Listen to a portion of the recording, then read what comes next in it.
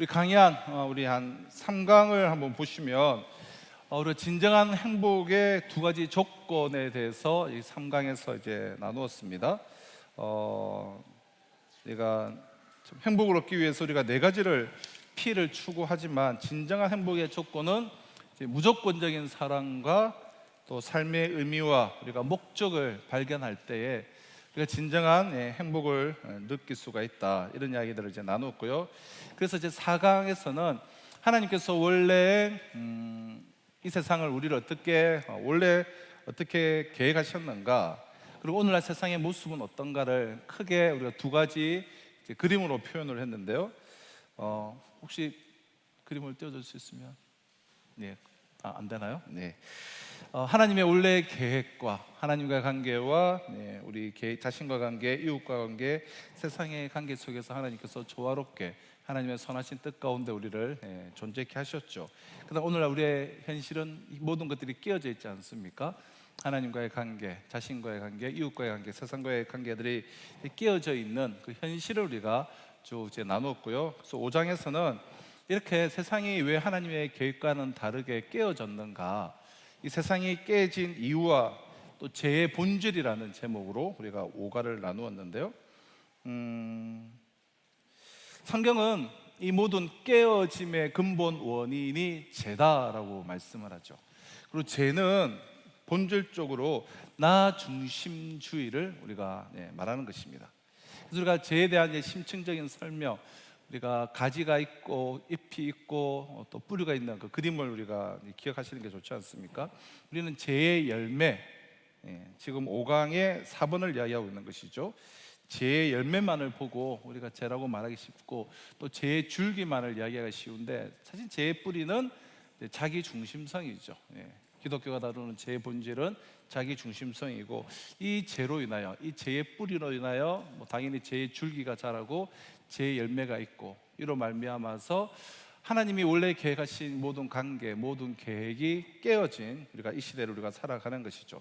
그래서 우리가 6강에서 그렇다면 하나님의 해결책과 우리의 응답은 어떠해야 되는가, 여기까지 우리가 이제 도달을 한 겁니다.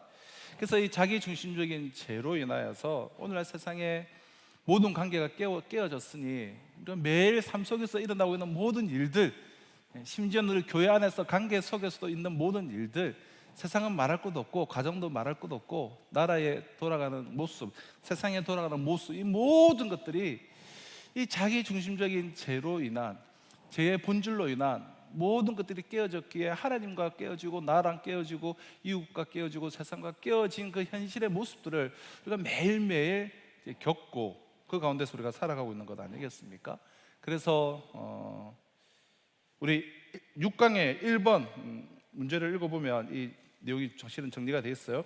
세상에서 매일 일어나고 있는 끔찍하고 아프고 혼란스럽고 고통스러운 일들의 원인을 성경은 죄라고 진단합니다. 하나님이 나와 세상의 중심에 되어야 하는데 의식적으로든 무의식적으로든 나 자신이 그 자리를 찬탈하여 하나님 자리에 있는 것이 문제의 근원이고, 여기에서 우리 인간의 비극이 다각도로 나타나게 되었습니다. 그러니까 성경은 결국 인간 스스로가 이 문제를 해결할 수 없음을 아시고 근본적인 해결책을 주겠다고. 하나님의 해결책이 무엇입니까? 하나님의 해결책은 바로 우리 예수 그리스도시죠. 예수님이세요. 그래서 예수님이 하신 일 첫 번째는 하나님이 어떤 분이신가를 보여주셨다. 하나님이 어떤 분이신가를 보여주셨다.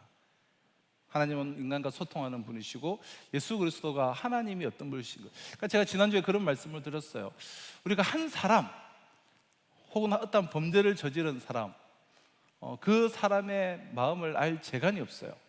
그 사람의 마음을 탁 숨겨버리면 국가 권력을 동원하고 모든 걸 동원해도 그 한 사람의 마음을 우리가 알 재간이 없어요.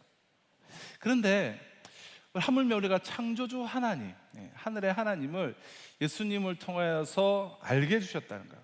그러니까 예수님이 하신 일 첫 번째는 하나님이 어떤 분이신가를 다 보여주셨어요. 하나님의 계획과 우리를 향한 뜻과 그 모든 것들, 십자가와 부활과 모든 것들을 예수님을 통하여서 우리는 하나님이 어떤 분이신가를 보여주셨어요. 두 번째 예수님이 하신 일은 인간을 대신하여서 이제 죽으셨어요. 그러니까 십자가와 부활, 예수님이 왜 죽으셨는지, 어떻게 죽으셨는지, 그 죽음의 의미가 뭔지, 이런 것들을 좀 지난주에 좀 나누었는데요. 그래서 우리를 위하여 죽으심으로 우리의 모든 죄의 대가를 치름으로 하나님 관계가 회복되게 되었다. 네. 그래서 우리에게 하나님 앞에 설 수 있는 자격을 주셨다. 예수 그리스도는 하나님의 해결책이다. 하나님의 사랑을 우리는 듬뿍 받을 수 있는, 하나님 앞에 설 수 있는, 게다가 하나님의 그러한 우리에게 주시는 계획들, 뜻들, 그것을 소명으로 받고 하나님의 동력자로 쓰임받을 수 있는 이러한 것들에 대해서 하나님이 우리에게 예수님의 해결책에 대해서 쭉 나누었고요. 그래서 이제 3번은 인격적 반응과 그에 따른 축복, 그에 따른 축복이라고 되어 있는데요. 하나님의 해결책, 결국은 무엇입니까? 우리에게 두 가지를 주었죠. 축복으로 무조건적인 하나님의 사랑이에요. 무조건적인 하나님의 사랑. 네. 예수님이 죽으시고 부활하셨다, 하나님을 다 알게 하셨다 라는 사실뿐만 아니라 하나님은 우리에게 인격적인 반응을 기대하면서 무조건적인 사랑을 주셨고, 또한 우리에게 궁극적인 삶의 목적을 다 주셨다, 이런 내용까지 지난주에 나눴고요. 자, 그래서 오늘은 우리가 이제 4번을 잘 참인데요. 4번. 네. 그래서 제가 이제 첫 강의를 이제 시작을 할 때에 우리가 일종의 여행을 하고 있는 것이다. 인생이 하나의 여행이지 않겠습니까? 신앙의 여행이고, 그 인생 여행은 먼저 나를 향한 하나님의 사랑을 우리가 발견하고, 또 그 사랑이 우리의 메말랐던 그 영혼, 정말 갈갈이 찢겨졌던 그 영혼에 새롭게 채워져서 우리가 살아나는 것으로, 제로부터 살아나는 것으로부터 이 여행은 시작이 된다는 거예요. 그렇게 되면 우리가 주변의 사람들을, 나를 사랑하고 주변의 사람들을 사랑하게 되고, 더 나아가 하나님의 선하신 이 다스림 아래에서 내 삶의 의미를 우리가 발견해 가면서 꿈을 꾸고 뭔가 시도하고, 이 아프고 깨진 세상 속에서 일하시는 하나님과 더불어 이제는 사람들과 세상을 치료하는, 회복하는 그러한 삶을 살아가게 된다는 거예요. 그러니까 우리 모두가 살아내고 싶은 가치 있는, 의미 있는 삶, 그것을 하나님의 다스림을 따라서 추구해가는 과정이다. 그것이 우리의 인생의 여정이다. 자, 여기까지 우리가 말씀을 들었고, 자, 오늘은 우리가 이제 4번에 이제 한번 해볼 텐데요. 그런데 이런 아름다운 우리가 인생의 여행을 이제 하려면 우리가 앞서서 이야기했듯이 하나님께 인격적으로 우리가 반응을 해야 돼요. 하나님께 인격적인 반응. 하나님께서는 예수님을 통해서 우리의 죄 문제를 해결하시기 위해서 정말 무조건적인 하나님의 사랑과 우리가 어떠한 방향으로 나아가야 될지 삶의 의미와 목적을 주셨어요. 이에 우리는 인격적인 반응을 해야 되는데요, 인격적이신 하나님께서 우리를 인격적으로 지으셨기에 우리를 강제로 이 여행에 끌어들이지는 않으십니다. 하나님은 계속해서 우리에게 여러 가지 초청 메시지를 보내시지만 결국 반응은 우리가 해야 되는 것이죠. 결국 반응은 우리 각자가 해야 되는데, 그러면 우리는 어떠한 반응을 해야 되는가? 네. 하나님께서 예수님을 통해서 우리에게 보여주신 그 모든 복음의 사역들, 이에 대해서 우리는 어떤 반응을 해야 하는가? 자, 가장 중요한 첫 번째 반응은 뭐죠? 우리 4번의 첫 번째 그 문장 같이 한번 읽어보실까요? 우리의 첫 번째 인격적인 반응이 이러한 반응이어야 되는데요, 같이 읽겠습니다. 그동안 스스로 내 인생의 주인 노릇하려 했음을 정직하게 인정하기. 가장 중요한 복음에 대한 첫 번째 반응은 내가 내 인생의 주인 노릇을 했다는 것을 정직하게 인정하는 거예요. 아, 내가 내 인생에 정말 주인 노릇을 내가 했구나. 책임질 수도 없는, 내가 책임질 수도 없는 내 인생, 내가 참 뭣도 모르고 주인 노릇 했습니다. 나는 하나님을 무시했습니다. 세상을 향한 하나님의 원리에 내가 무지했고 또 그것을 무시했습니다. 그래서 내 인생과 세상에 이런저런 깨어짐이 존재할 수밖에 없었습니다. 내가 하나님과의 관계 속에서 내가 중심으로 삼지 않고 주인 노릇하니까 일단은 나 자신이, 이 삶이 깨어지고 나의 인격이, 그리고 이웃과 세상과 모든 관계에서 깨어짐이 있을 수밖에 없는 것이죠. 그렇게 깨어질 수밖에 없었습니다라고 하나님 앞에서 정직하게 인정하는 것이 우리가 해야 될 첫 번째 인격적인 반응이에요. 이것은 내 마음 한 군데에 내가 자리 잡지 자리 잡고 있지 하나님이 계시지 않음을 인정하는 거예요. 하나님과 자신 앞에서의 정직한 인정이 새로운 삶의 출발점입니다. 제가 필수 양육에서는 우리가 소그룹으로 모여서 우리가 하나하나가 각자가 나누고 우리가 서로 이제 교제하면서 이 모든 것들을 하나하나 좀 살펴보려고 하는데요. 그러나 우리가 이렇게 단체로 하지만 우리가 각자의 그런 인격적인 참 반응이 있었으면 좋겠습니다. 자, 두 번째는 무엇입니까? 우리가 보여야 될 인격적인 반응. 같이 읽습니다. 시작. 나를 위해 하나님이 대신 죽어주셨다는 것을 받아들이기. 두 번째는 이러한 마땅히 심판받고 마땅히 버림받고 현재 내가 경험하는 여러 깨짐과 고통을 그냥 경험하다가 육체적으로 그냥 죽을 수밖에 없는 나를 하나님이 사랑하셔서 대신 죽으시고 모든 책임을 대신 져주셨다는 것을 우리가 받아들이는 거예요. 그럼 하나님이 우리를 위해서 하신 일을 받아들일 때라야 우리는 하나님을 향하여서 돌아설 수가 있습니다. 하나님이 나를 위해서 하신 일을 받아들일 때에 우리는 하나님을 향하여 비로소 돌아설 수 있다는 거예요. 이것을 여러분은 회개라고 말하는 거예요. 회개는 우리가 흔히 생각하듯이 그저 내가 뭐 잘못한 것을 후회하는 것이 아니에요. 회개는 방향 전환이에요. 방향을 그냥 근본적으로 바꾸는 것이죠. 그런데 하나님께로 돌아설 수 있는, 방향 전환을 할 수 있는, 회개할 수 있는 근거가 무엇입니까? 우리가 내가 새로운 마음을 내가 먹어서 돌아설 수 있는 것이 아니죠. 아무리 내가 마음을 막 고쳐 먹어도 우리는 여전히 자격이 없는 자들인데, 예수님이 우리를 사랑하셔서 우리 대신 책임을 지시고 대가를 다 지불하셨기 때문에 우리가 돌아설 수 있는 것이죠. 우리가 하나님께로 돌아갈 수 있는 길을 하나님께서 열어주셨다라는 거예요. 예수님의 죽으심에 의지해서 하나님께로 돌아서는 것이 바로 회개라는 거예요. 자, 그러므로 이제 예수님이 나를 위해 죽어주심을 진심으로 의지하고 하나님께로 내가 방향 전향이 있다면 우리는 세 번째로, 자, 무엇입니까? 읽어보겠습니다. 우리의 인격적인 반응. 하나님을 내 인생의 주인으로 영접하기. 세 번째로 하나님께로 돌아서서 하나님의 다스림 아래에서 우리는 살아갈 수 있습니다. 이제 하나님과의 관계가 이제 바뀌어요. 하나님은 이제 우리를 받아주시고 사랑해 주시고 우리의 아버지가 되어주시고 우리를 이끌어 주시는 그런 분이십니다. 우리가 하나님께로 돌아설 때는 이렇게 고백하는 것이에요. 하나님, 이제 내 마음속에서 하나님, 당신이 주인이 되어 주시옵소서. 지금까지는 내가 주인이었습니다. 내 소견에 옳은 대로 살았습니다. 이제 당신이 나의 주인이 되어 주셔서 당신의 뜻을 알려주시고 당신을 따라갈 수 있도록 도와주시옵소서. 그럼 내가 돌아서서가 아니라 나를 위해서 대신 죽으신 그분 때문에, 예수님 때문에 내가 돌아설 수 있기 때문에 우리가 하나님께 진심으로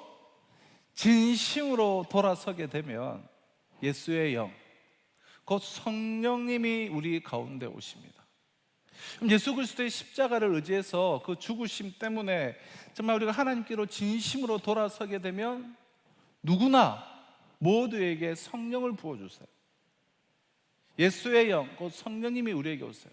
성령을 받는 것은 그저 막 그냥 이렇게 기도한다고 성령을 주는 것이 아니라 나를 위해서 대신 죽으신 그분 때문에 내가 하나님께로 주인의 자리를, 내가 주인으로 한 자리를 바꾸고 돌아섰을 때에 예수의 영 성령님이 우리에게 오시죠.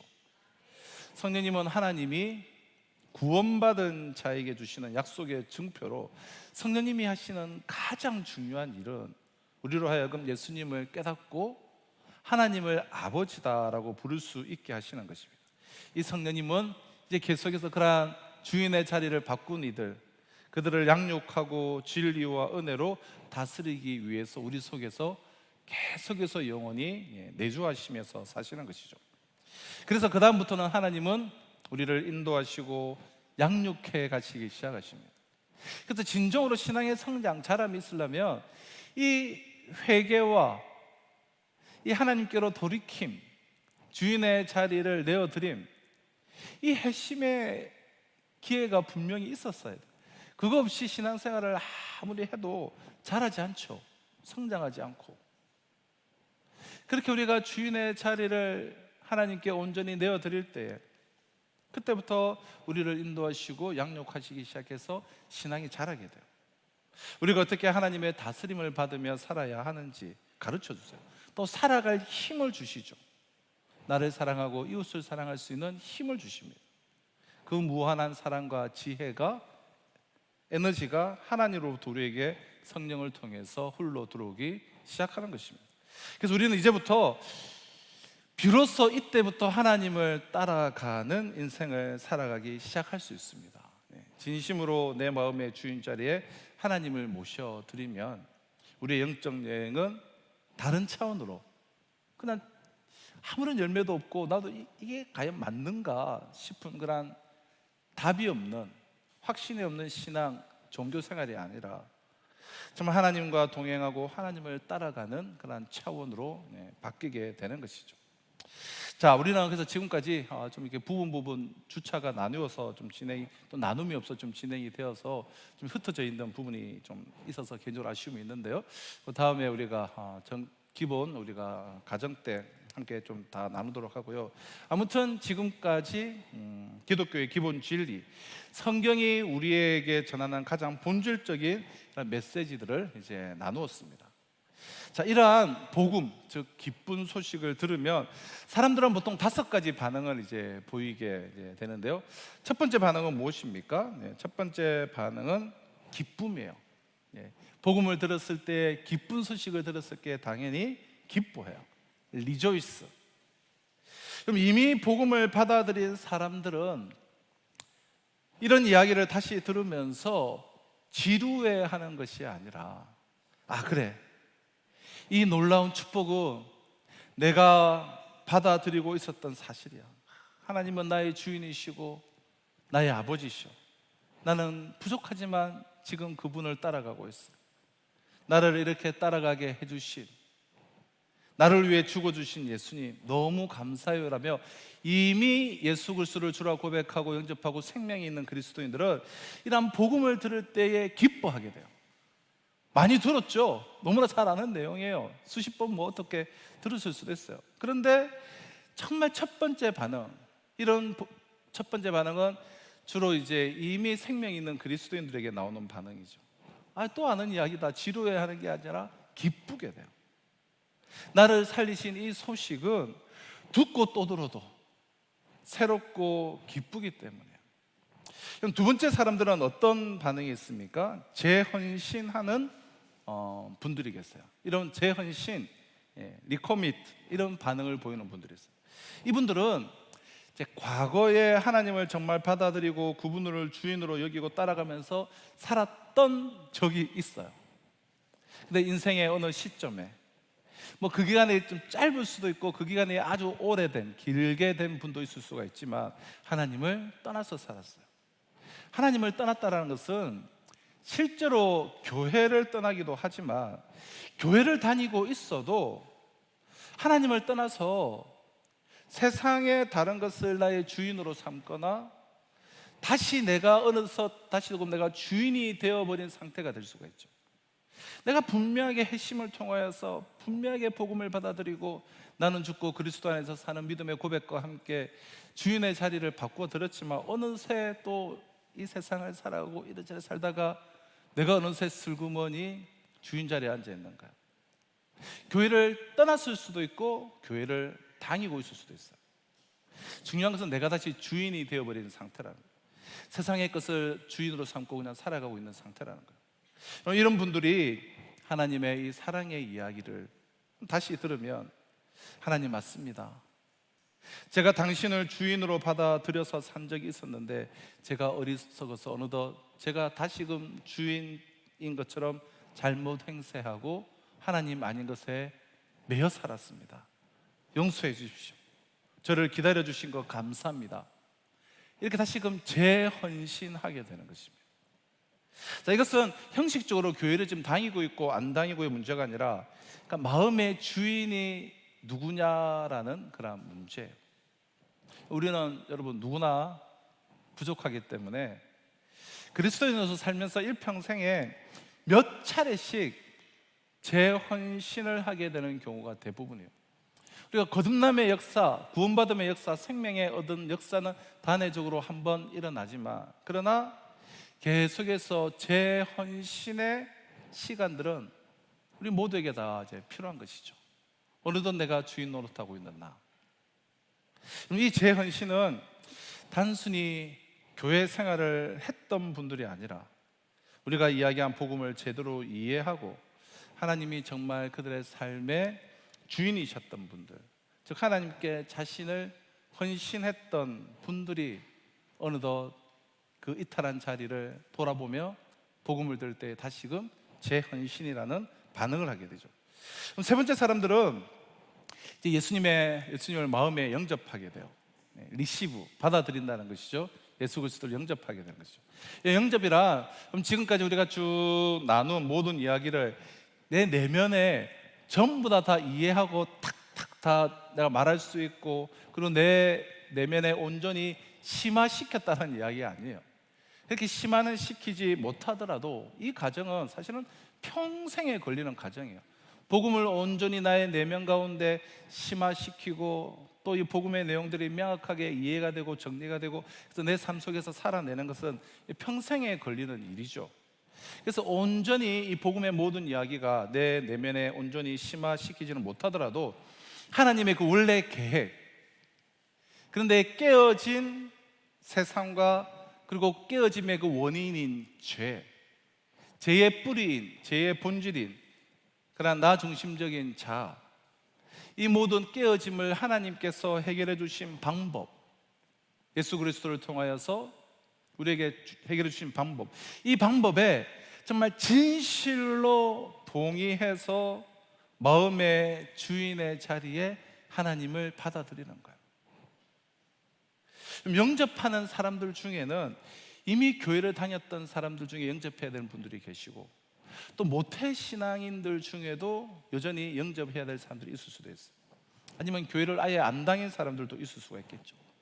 그리고 처음에 우리가 전도되어준 새 가족일 수도 있고, 한 번도, 그러나 중요한 것은 한 번도 하나님께 자격 없는 나를 위해 대신 죽어주신 하나님 당신이 나의 인생의 주인이 되어 주십시오라고 진심으로 깨닫고 고백하고 기도해 본 적이 없는 분들은, 그럼 하나님이 하신 일에 진실하게 반응하며 예수님을 주인으로 받아들이는 일이 반드시 필요합니다. 영접이 필요해요. 여러분, 적지 않은 경우에 이러한 진실된 영접 없이 그냥 어쩌다 보니 신앙생활을 계속 하는 경우가 많아요. 그로부터 많은 현상들이 나타나게 되죠. 예수님을 주인으로 받아들인다는 것은 이제부터 예수님을 주님으로 삼고 내가 따르겠습니다라고 고백하는 거예요. 지독하게 자기 중심적인 나를 위해서 대신 죽어주시고 나를 사랑해 주신 하나님께 깊은 감사의 마음을 갖는 거예요. 정말 그 무한한 사랑을 알고 그 삶의 의미와 예수 그리스도가 나에게 주신 삶의 의미와 목적을 깨닫고 알고 그것을 내가 마음으로 수납하고 받아들이는 거예요. 이제부터 내가 주인 행세하는 것을 버리고 지금까지 내 뼛속 깊이 있는 이 자기 중심주의를 내려놓고 당신을 따르는 삶을 살아가겠습니다가 아니라 배우겠습니다 라고 여러분 고백하는 거예요. 이럴 때 우리는 예수님을 받아들이게 되는데 이것을 우리가 영접이라고 우리가 표현을 합니다. 이렇게 우리가 진실하게 하나님 앞에 무릎을 꿇고 하나님께 정말 인격적으로 고백할 때 하나님은 그분의 영이신 성령님을 우리 가운데 보내십니다. 우리가 느끼든 느끼지 못하던 성령님이 정말 마음속에 들어오셔서 우리 가운데 거하시기 시작하세요. 그분이 우리를 인도해 가기 시작하십니다. 이제부터 아주 모험 가득한 인생을 이제 시작하는 것이죠. 하나님이 내 속에 들어와 사시기 시작하기 때문에 이렇게 새로운 생명을 우리가 누리게 되었을 때 그것을 거듭났다, 중생했다, 본 어게인했다, 이런 표현을 하죠.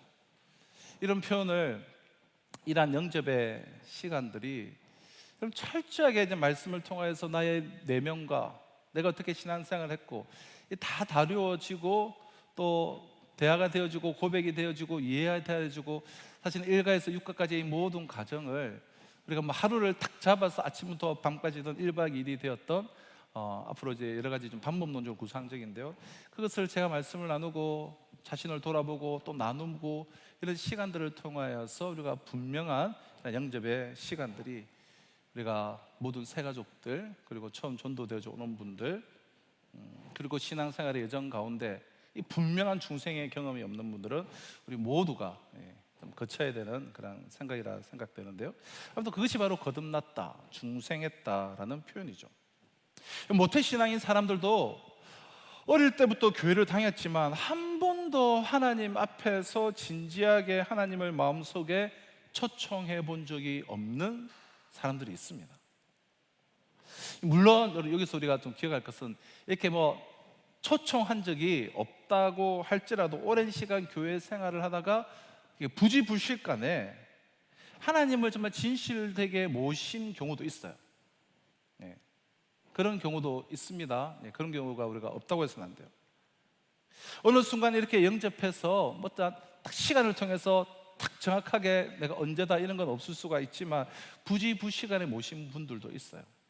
그러니까 어느 순간 이렇게 영접해서 하나님을 아버지로 여기고 따라가는 분들도 있긴 하지만 그럼 태어나면서부터 그저 문화적이고 종교적으로 기독교인이었던 분들, 그래서 그 상태로 고스란히 수십 년간 남아있는 분들은 자신의 영적 상태를 우리는 분명히 분별할 필요가 있습니다. 교회는 오래 다녔지만 정말 자신이 하나님 앞에서 왜 죄인인지 깨달아서, 아는 것이 아니라 깨달아서 예수님이 죽으실 수밖에 없었다는 사실을 진심으로 받아들이고 하나님의 다스림을 받는 새로운 삶을 살겠다고 진실로 무릎 꿇은 적이 없다면 여러분 하나님 앞에 결단할 필요가 있어요. 그리고 그 자리가 어느덧 이탈되어져 있다면 재헌신할 필요가 있습니다. 그럼 이것은 인생이 바뀌는 BC 그리고 AD가 바뀌는 것, 즉 그리스도가 오시기 전, BC, Before Christ, 그리스도가 오시기, 내 안에 오시기 전과 오고 난 후, AD, 주님의 해. 그럼 이것이 바뀌는 것과 같은 일생일대의 아주 중요한 시점인 것이죠. 그럼 저는 이제 개인적으로는 군 제대 후에 이제 대학생 때 예수님을 제가 인격적으로 영접했던 그런 때가 있었습니다.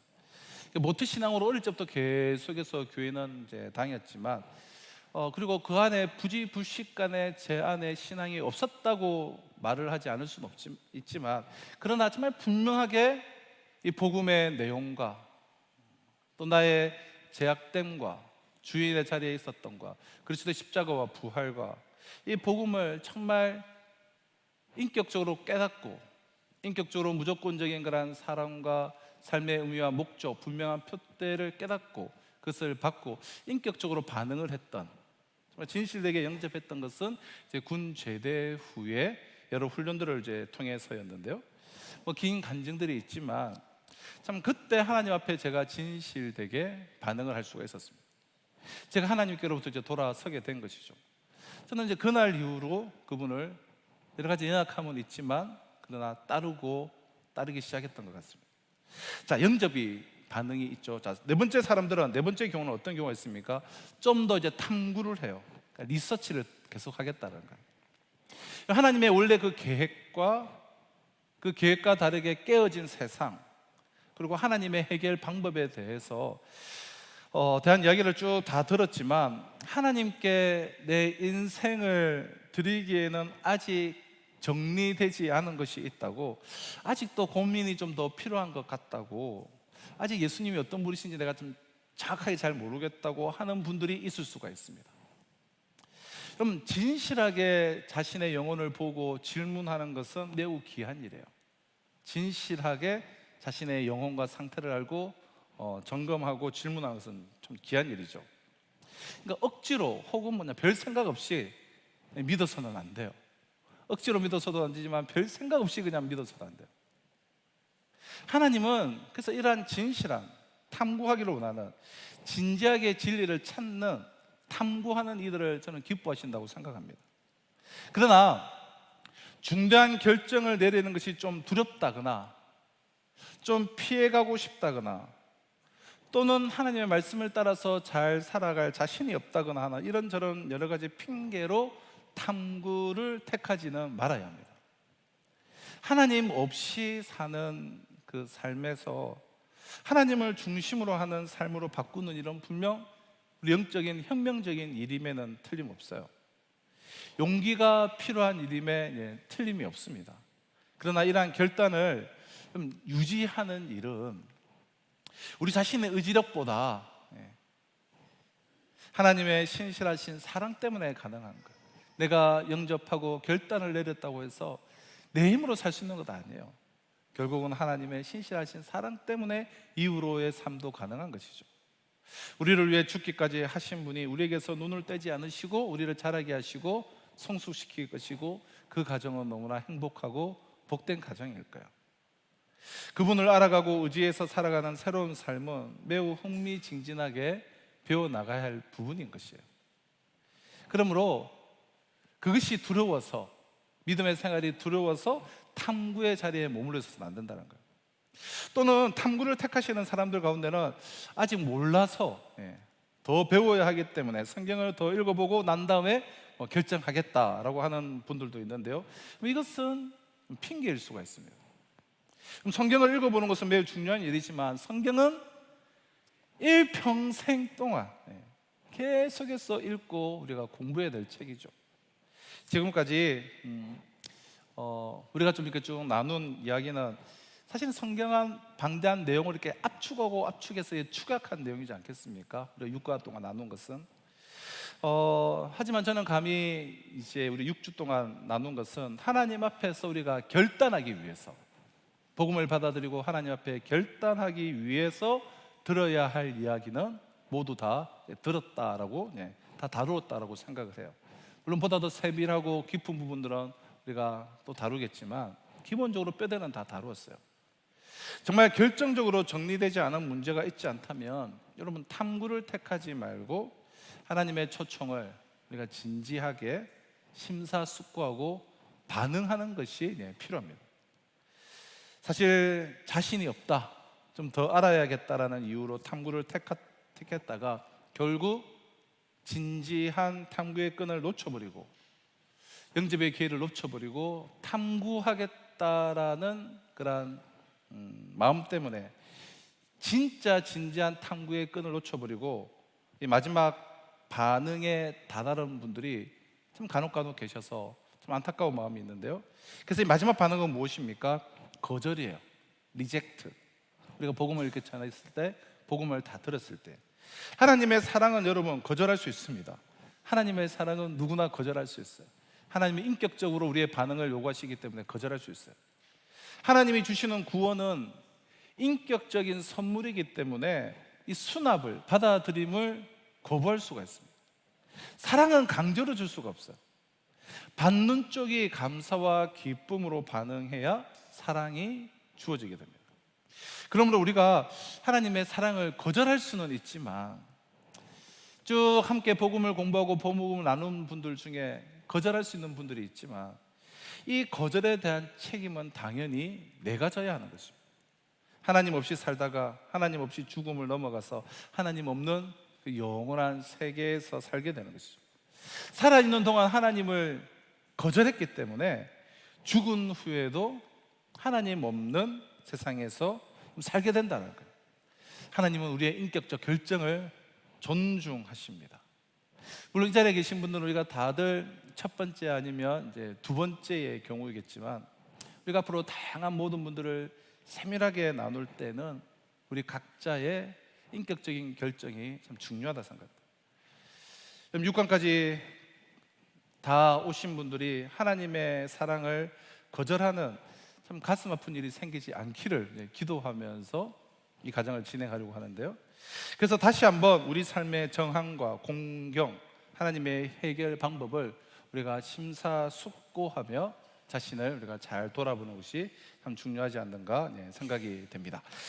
자, 우리 이제 6번을 좀 나누고 마치면 되겠는데요. 참 우리 기독교의 아주 기본적인 진리에 대한 이야기를 대략적으로는 뼈대로는 다 나누지 않았나 싶어요. 물론 이 내용들은 다 기본 뼈대여서 각각의 내용은 우리가 예수님을 따라가면서 우리 속에서 이제 심화가 계속해서 되어야 돼요. 또한 이어지는 이 7주 과정 이후에 또 풍성한 삶의 기초와 또 우리가 제자 훈련을 통해서 우리 속에서 계속 이제 심화가 되어져 가야 하는데요. 그리고 하나님께 인격적으로 이렇게 반응한 후, 5가지 중에 어느 형태로든 하나님께 인격적으로 반응한 후에 우리가 어떻게 살아가야 하는가는 마지막 이제 7장에서 이제 다루고, 풍성한 삶의 기초는 제가 이제 초대는 마치려고 하는데요. 자, 이쯤에서 우리가 7가를 다음 주에 하기 전에, 다음 주는 아니고 그 다음 주입니다. 다시 한번 기독교의 아주 핵심적인 출발점에 해당하는 진리들을 한번 정리를 하면 좋겠는데요. 자, 첫째는 무엇입니까? 첫째, 같이 한번 읽어보겠습니다. 강의한 시작. 첫째, 하나님께서 온 세상과 나의 주인이십니다. 이 기본적인 진리와 뼈대들 다 암송해야 되지 않을까 싶어요. 하나님께서 온 세상과 나의 주인이시다. 하나님이 나와 세상을 만드셨고 나와 세상의 주인이세요. 자, 둘째, 시작.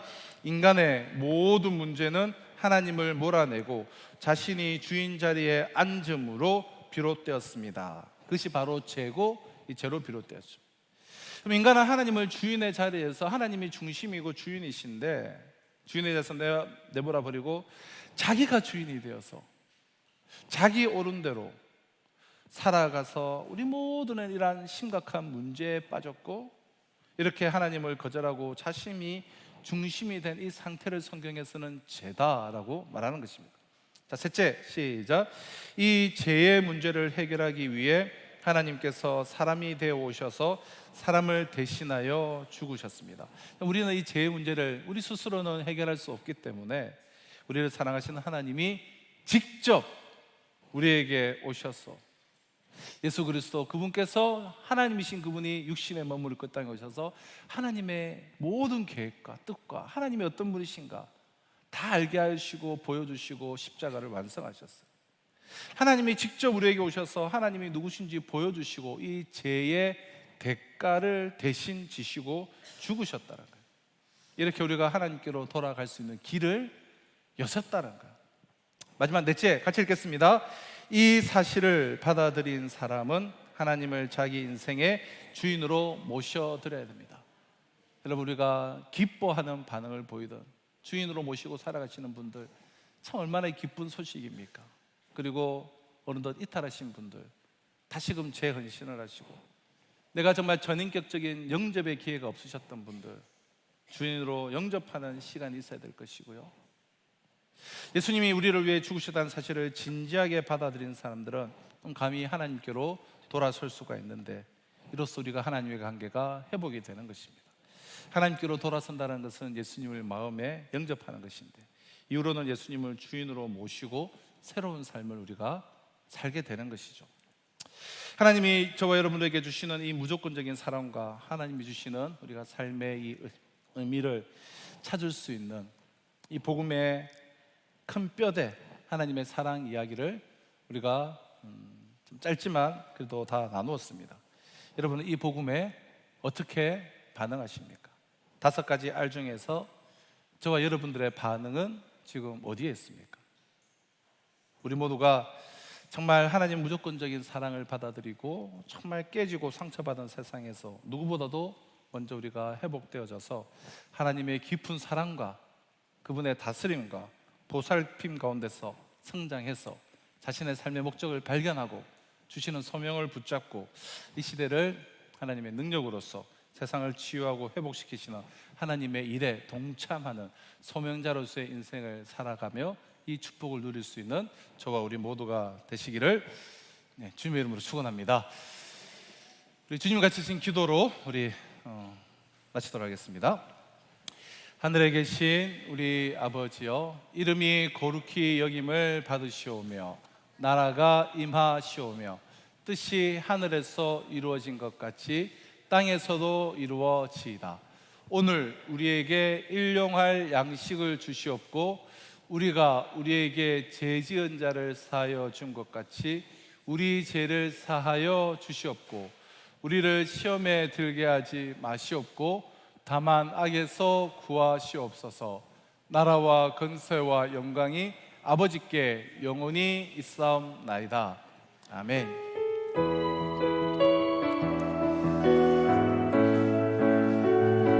우리 다 제 자리에서 일어나셔서 함께 우리 율동하며 기뻐하며 함께 찬양하도록 하겠습니다. 오늘 하루하루를 기뻐하는 사요 새 날을 우리에게 주셨으니 오늘 하루하루를 찬양하며 살아요. 놀라운 일을 주신 주님을 어떤 일이 있을지 어떤 일이 있을지 어느 누구를 만날지 주의 인도하심을 기대하며 오늘 하루하루를 감사하며 살아요. 아름다운 삶을 주신 주님께 아름다운 삶을 아름다운 삶을 주신 주님께 네, 이번 한 주도 우리 승리하시는 복장한 주 되시기 축복합니다.